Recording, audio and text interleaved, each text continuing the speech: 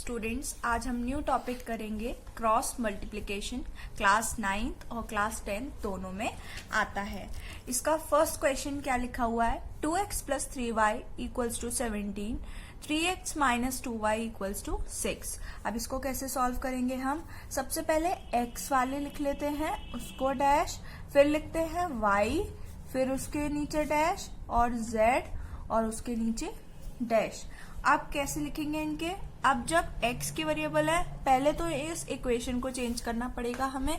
कैसे करना पड़ेगा? 2x प्लस 3y माइनस 17 इस साइड ले आएंगे हम सारे। 3x minus 2y minus 6 equals to 0। ठीक है, अब ये x वाले हैं तो x वाले को हम छुपा लेंगे और फिर जो बाकी की वेरिएबल है उनका मल्टीप्लाई करेंगे क्रॉस।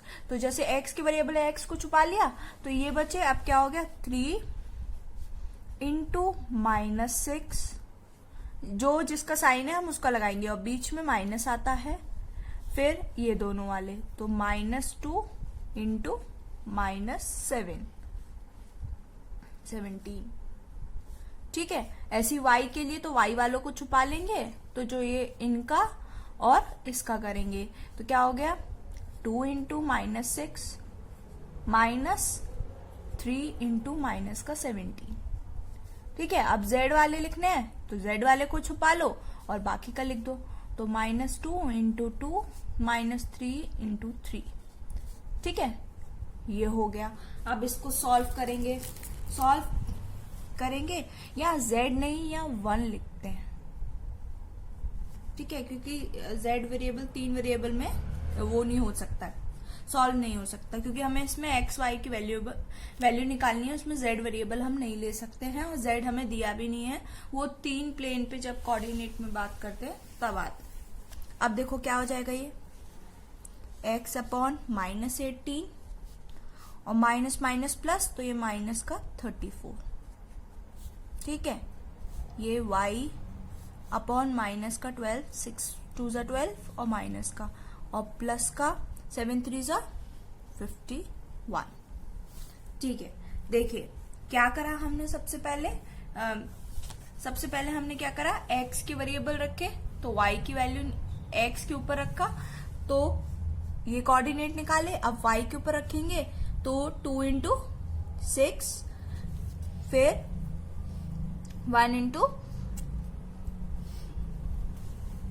3 इंटू 17। ठीक है, अब इसको कैसे करेंगे? जैसे 1 अपॉन, तो देखिए अभी मल्टीप्लाई किया 4 माइनस का और माइनस का 9। अब क्या हो जाएगा?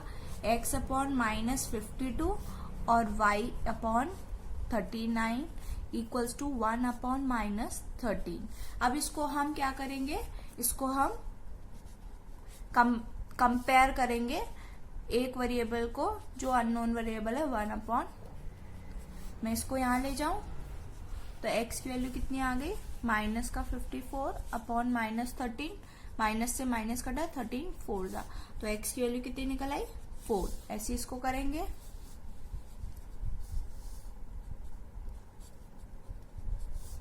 तो y की वैल्यू कितनी निकल आएगी? तो y इक्वल्स टू -3। तो ये आपके क्या आ गए? x और y की वैल्यू। समझ आया कैसे किया? सबसे पहले हमें इसको इक्वेशन को क्या कहते हैं, इस फॉर्म में करना पड़ेगा। इस साइड दे रखा है तो इस साइड लाना पड़ेगा। फिर x के बात हो रही है तो हम x के ऊपर फिंगर रखेंगे और बाकी दो का प्रोडक्ट करेंगे।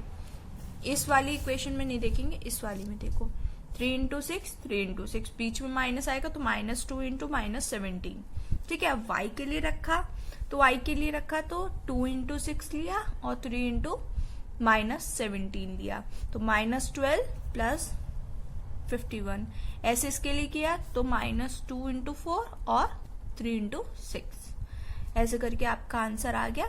अब इसको बस सॉल्व कर लेंगे और कंपेयर कर देंगे तो आपका क्या हो जाएगा? x और y की वैल्यू आ जाएगी। एक और देखते हैं इसका क्वेश्चन। सेकंड क्वेश्चन देखिए, ये भी सेम है एक्स और वाई के उसमें, तो आपको मैं एक और मेथड बताती हूँ। मेथड सेम है, बस एक थोड़ा सा इजी वे बता देती हूँ, जैसे कंफ्यूज ना हो कभी भी साइन में। अगर जिसको वाई में या माइनस नहीं लगाना हो वो इस मेथड को देख सकता है विदाउट वो। सबसे पहले तो हमें ये ठीक करना पड़ेगा 2x प्लस 5y माइनस 17 और 5x प्लस 3y माइनस 14। ठीक है, 0 0। अब x हो गया तो इसके वेरिएबल क्या है उनको लिख लो आप। x को छुपा लो तो 5 और 3 और माइनस 17 और माइनस 14, तो 5 3 माइनस 17 और 14। ऐसे अब y के लिए देखना है तो 2 5, ये हो गया ना। इसके बाद हमें क्या लिखना है 2 5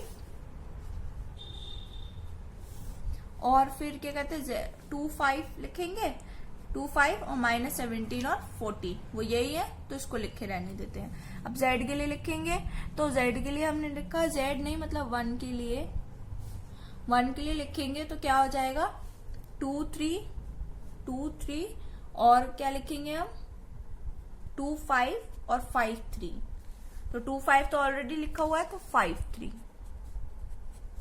ठीक है, आप क्या कर देंगे इसका इससे क्रॉस मल्टीप्लाई और इसका इससे क्रॉस मल्टीप्लाई, इसका इससे, ये y के लिए ये x के लिए, और इसका इससे और इसका इससे। तो देखिए x minus 5 into minus 14, minus का साइन 3 इंटू माइनस 17। ठीक है, ये आ गया। अब equals to y minus 17 into 5, minus 1 आएगा और minus 14 into 2 equals to 1 upon 2 into 3 minus 5 into 5। अब देखिए x 14 5 से कितना होता है बताइए आप लोग, माइनस 70, और ये कितना हो जाएगा प्लस हो जाएगा 51 इक्वल्स टू y 17 5 से कितना होता है 17 5 से अगेन माइनस 85 और 28 तो प्लस का 28, ये हो गया 6 माइनस 25। अब कंपेयर करेंगे, पहले इसको प्लस कर लेते हैं, तो ये आ गया 19, ये आ गया y आपका 57 और ये आ गया आपका 1 अपॉन माइनस 19।